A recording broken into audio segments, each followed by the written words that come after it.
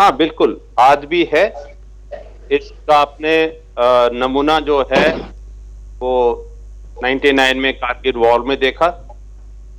इसका जो है छोटे लेवल पे भी आपने जब बालाकोट स्ट्राइक हुआ या सर्जिकल स्ट्राइक होना था या म्यांमार की तरफ कुछ हरकत करनी थी, तो इस सब में आज के दिन में बहुत ही अच्छा कोऑर्डिनेशन है।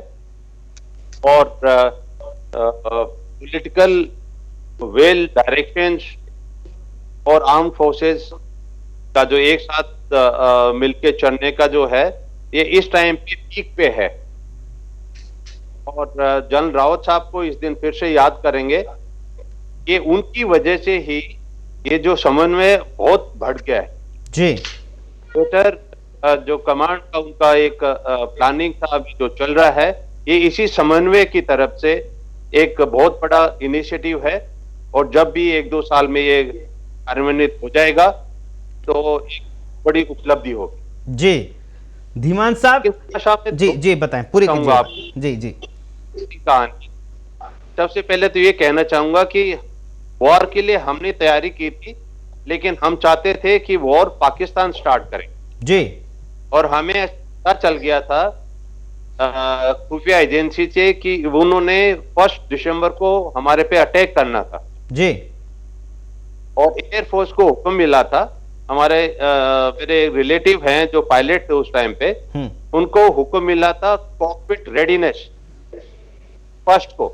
जी कॉकपिट रेडीनेस में 24 आवर्स हो गए, पांव जो है सूजने लगे, हालत ठीक नहीं थी। उस टाइम पे फिर बोला गया हायर अप से कि भाई बताओ, पाकिस्तान ने तो स्टार्ट करना था, वार नहीं किया। जी फिर हायर अप को नाम किसी का नहीं ले रहा हूं, हुक्म आया कि आप थोड़ा इंतजार कीजिएगा 24 आवर्स का, शायद कुछ होगा।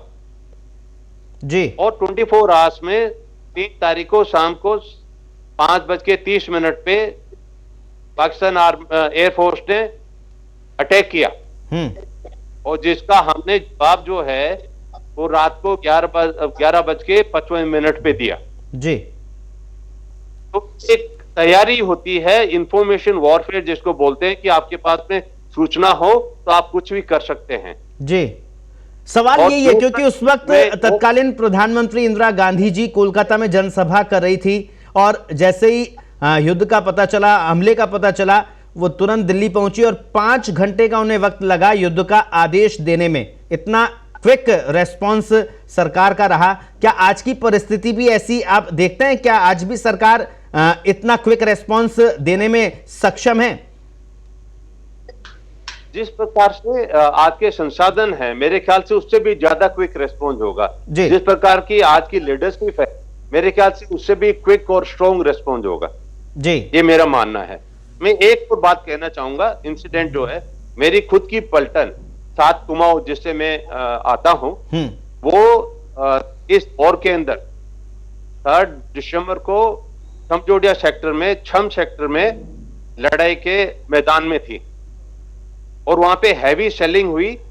हमारे बटालियन के सीओ साहब और 5 ऑफिसर जो हैं उसमें घायल हुए, 25 जवान जो है वो शहीद हुए। लेकिन उसमें एक क्राफ्ट जो है हमारा जो है इंडियन एयरफोर्स का पायलट जो है इजेक्ट हुआ और हमारे इलाके में दुश्मन के सामने गिर गया। जी और हमारे उस टाइम पे सेकंड लेफ्टिनेंट बोपन्ना साहब, जो बाद में मेजर साहब रिटायर हुए, वो जैसे तैसे गोलियों के बीच में